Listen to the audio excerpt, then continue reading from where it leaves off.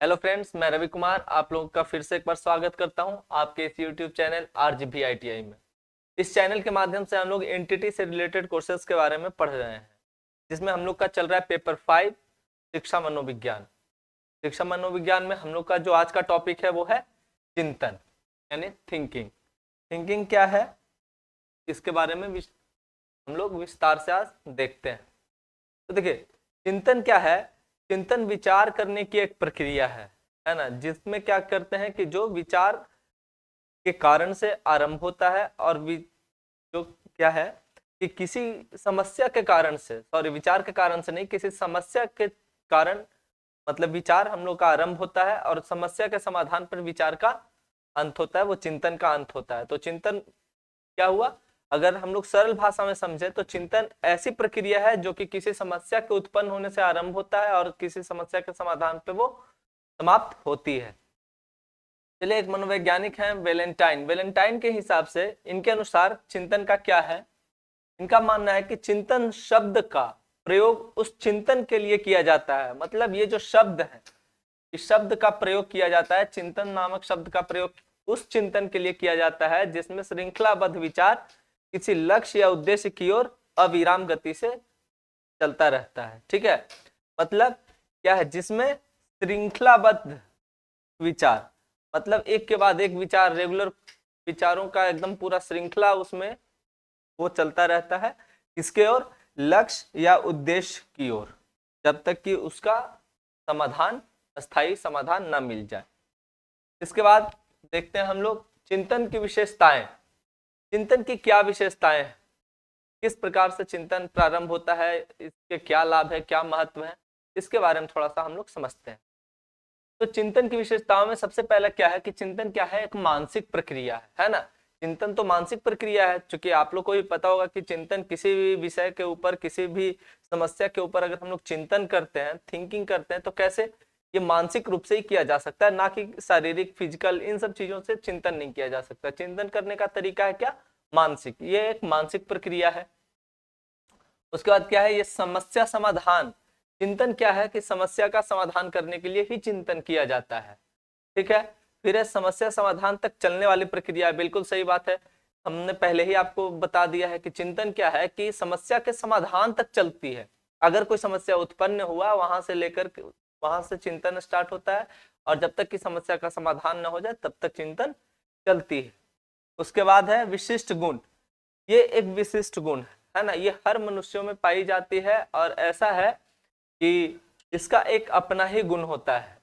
इसको, चिंतन का क्या है कि आपको करने की आवश्यकता, या मतलब आपको उस प्रकार की सोच लाने की आवश्यकता नहीं, ये मनुष्य में ऑलरेडी मौजूद होता है। उसके बाद है भावी आवश्यकताओं की पूर्ति हेतु व्यवहार है। चिंतन क्या है कि भावी आवश्यकताओं हेतु पूर्ति, मतलब भविष्य में जो आपको आवश्यकता होने वाली है, जो आपकी आवश्यकताएं हैं, उसको पूरी करने के लिए, उसको पूर्ण करने के लिए एक क्या है, ये हेतु, ये व्यवहार है। ठीक है, तभी तो चिंतन, जैसे भविष्य में हम लोग ने कुछ प्लान कर रखा है कि हाँ ग्रेजुएशन करेंगे, ये इंटर करेंगे, इंटर के बाद एनटीटी का कोर्स करेंगे। तो एनटीटी का कोर्स करने के बाद आप क्या उसके बाद करना चाहेंगे, एनटीटी के कोर्स के बाद आप कुछ ना कुछ आपने लक्ष्य तय कर रखा होगा भविष्य के लिए। तो क्या है, आप जो अभी जो चिंतन उस पर करेंगे कि किस प्रकार से हमको ये करना है, किस प्रकार से एनटीटी का कोर्स कंप्लीट करना है, तो उसके लिए क्या करेंगे, आप अभी से चिंतन करेंगे। फिर लास्ट, ये चिंतन क्या है कि अनेक विकल्प, अनेक विकल्पों के ऊपर भी हम लोग चिंतन करते हैं। जब हमारे पास एक से ज्यादा विकल्प होते हैं, एक से अधिक रास्ते होते हैं, तो वहां पर भी हम लोग जाके चिंतन करते हैं। जैसे अभी आप लोग ये तय कर रहे होंगे कि हमें किस कोर्स की तरफ जाना है, हमें किस ओर बढ़ना है। तो उसमें से कुछ लोगों ने ये एनटीटी का रास्ता चुना, कुछ लोगों ने ऐसा होगा, कुछ लोग ऐसे होंगे कि आगे जाके बीएड का रास्ता चुन लेंगे, डीएलएड का रास्ता उन्होंने चुना होगा, है ना। तो ये हो जाता है कि अनेक विकल्पों के ऊपर भी क्या है, चिंतन करना होता है, या लोग करते हैं। इसके बाद है चिंतन के प्रकार। कितने प्रकार के चिंतन हो सकते हैं, तो देखिए, प्रत्यात्मक चिंतन। प्रत्यात्मक चिंतन क्या है कि जैसे देखिए, आप, जैसे एग्जाम्पल है इसका, कि एक एग्जाम्पल के माध्यम से समझते हैं कि जैसे कोई बच्चा है, वो आज से पहले कभी हाथी नहीं देखा है, तो उसको सपोज चिड़ियाघर ले गए, उसको दिखा दिए, एकदम बिल्कुल प्रत्यक्ष रूप से उसको दिखाए कि ये हाथी है, ये शेर है, ये कुत्ता है, ये बंदर है, ये लोमड़ी है, उसको दिखा दिया गया। अब क्या है कि जैसे ही वो देखता है उन चीजों को, उसका एक प्रत्यय अपने मस्तिष्क में वो फिट कर लेता है, उसका जो फिगर है वो अपने माइंड के अंदर सेट कर लेता है। अब क्या है, वो जैसे ही उस फिगर को देखेगा, जैसे हाथी को जैसे ही वो देखेगा या फोटो में देखा या टीवी में देखा, कहीं भी देखेगा, वो फटाक से बोल देगा ये हाथी है। जैसे कुत्ते को देखेगा वो तुरंत से बता देगा कि हाँ ये कुत्ता है। क्या है कि उसका प्रत्यय वो अपने दिमाग में उसको सेट कर चुका है। तो अब क्या है, ये वो प्रत्ययात्मक चिंतन की एक बार बच्चे जो अपना जो पूर्व ज्ञान है उसके आधार पे आपको क्या है कि सामने जो भी चीजें दिख रही है उसके बारे में वो बताता है। उसके बाद है तार्किक चिंतन। ये सबसे उच्च स्तर का चिंतन होता है, तार्किक चिंतन, लॉजिकल थिंकिंग, है ना। ये इसको बोलते हैं कॉन्सेप्चुअल। ये हो गया कॉन्सेप्चुअल थिंकिंग। ये कॉन्सेप्चुअल थिंकिंग है, ये लॉजिकल थिंक।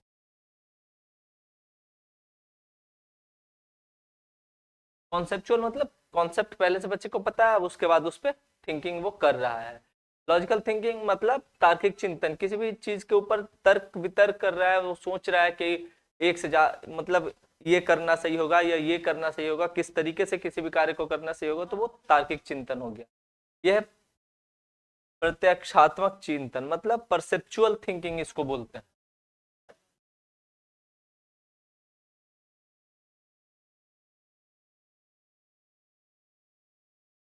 ये परसेप्चुअल थिंकिंग, ठीक है। तो ये प्रत्यक्षात्मक चिंतन है। ये क्या होता है कि जैसे इसको कुछ इस तरीके से कर सकते हैं, ये किसी कंडीशंस के ऊपर डिपेंड करता है।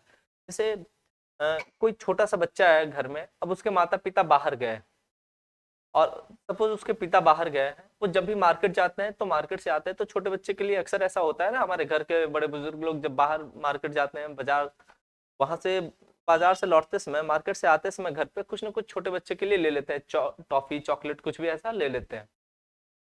ये प्रक्रिया करीब 8-10 बार दोहराया गया।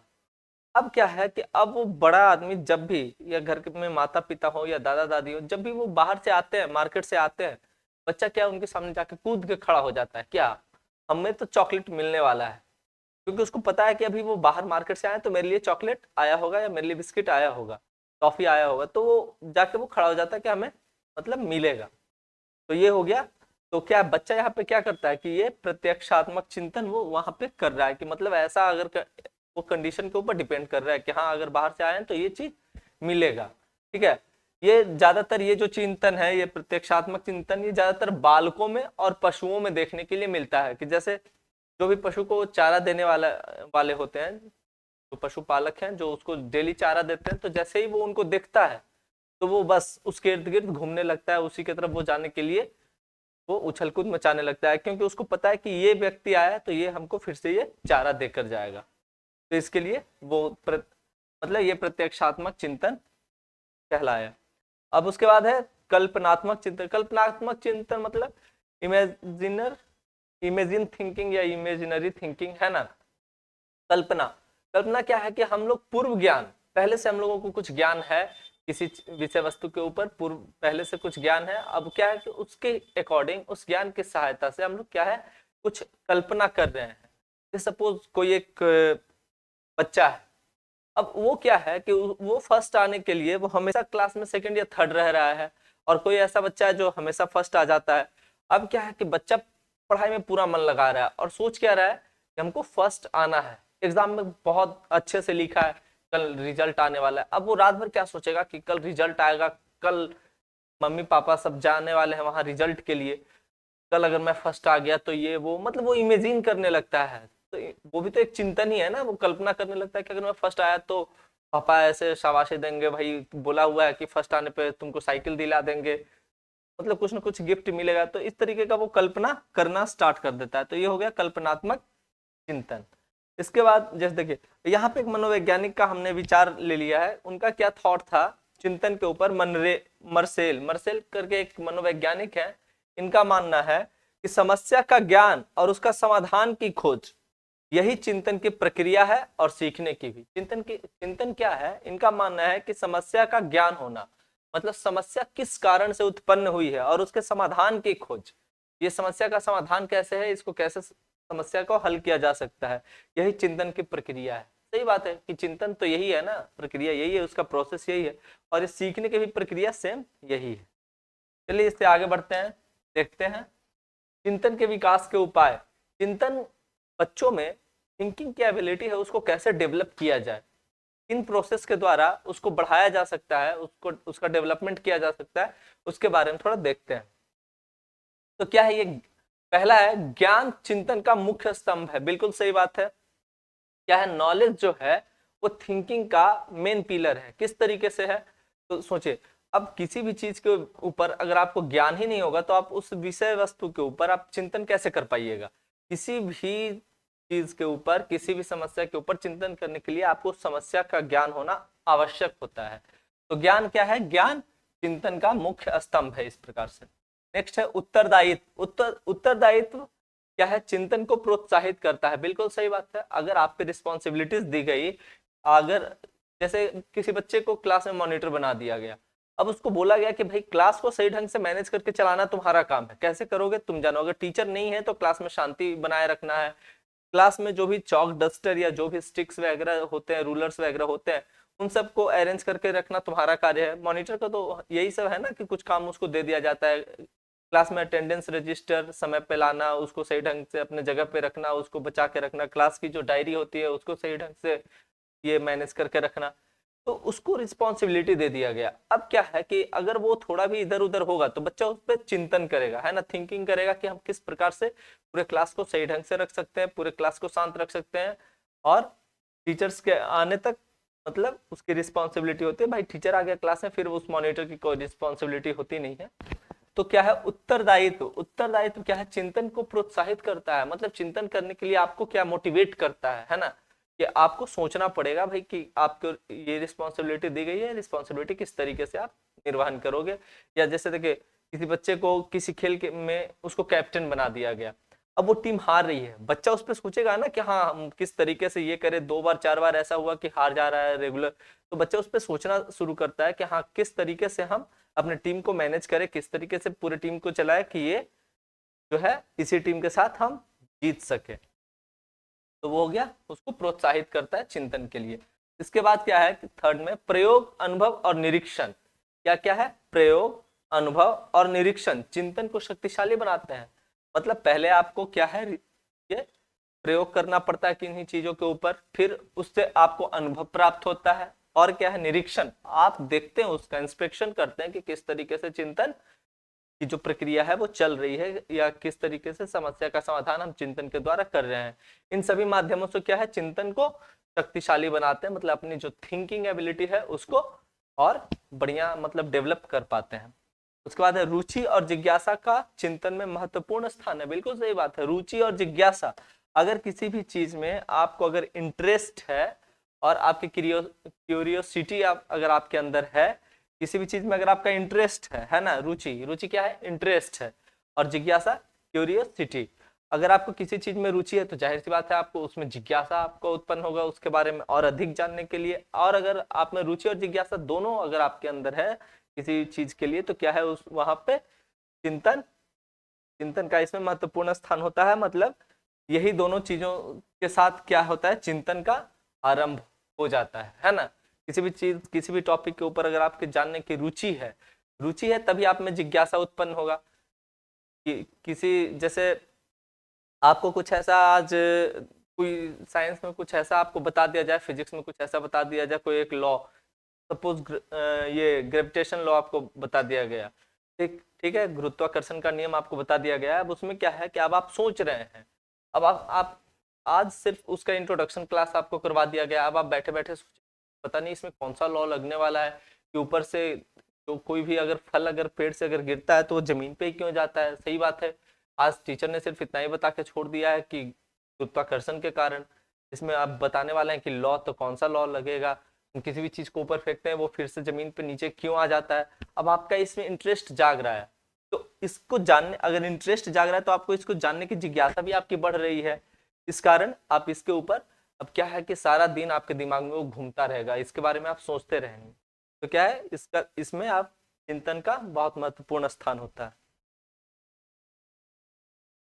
उसके बाद है फिफ्थ है भाषा, चिंतन के माध्यम और अभिव्यक्ति की आधारशिला। बिल्कुल सही बात है। आप किसी भी चीज को सोचते हैं, किसी भी विषय वस्तु के ऊपर अगर आप चिंतन करते हैं, थिंकिंग करते हैं, तो किसी न किसी भाषा में आप थिंकिंग करते हैं। अगर आप हिंदी जानते हो तो हिंदी भाषा में आप थिंकिंग करोगे, अगर आप इंग्लिश जान रहे हो तो इंग्लिश भाषा में आप थिंकिंग करोगे। मतलब भाषा का उसमें बहुत ही महत्वपूर्ण स्थान होता है। भाषा के माध्यम से ही किसी भी चीज का हम चिंतन करते हैं। और क्या, अभिव्यक्ति मतलब अपने आप को अभिव्यक्त करने के लिए, मतलब अपनी बातों को जाहिर करने के लिए किसी के सामने भी क्या है, भाषा उसकी आधारशिला होती है। भाई दोनों का बेस क्या होता है, लैंग्वेज होता है। तो ये था आपका ये पेपर चिंतन टॉपिक, जो आज का जो हमारा जो टॉपिक था चिंतन, ठीक है ना, ये चिंतन था। तो आज के टॉपिक में इतना ही। उम्मीद करते हैं कि ये जो थिंकिंग जो चैप्टर है चिंतन, आप लोगों को बेहतर तरीके से समझ में आया होगा और आप लोग इसको ध्यानपूर्वक देखेंगे। ये एग्जाम के दृष्टिकोण से काफ़ी इम्पोर्टेंट है। तो अगर ये वीडियो सही लगे तो लाइक शेयर और सब्सक्राइब जरूर करें।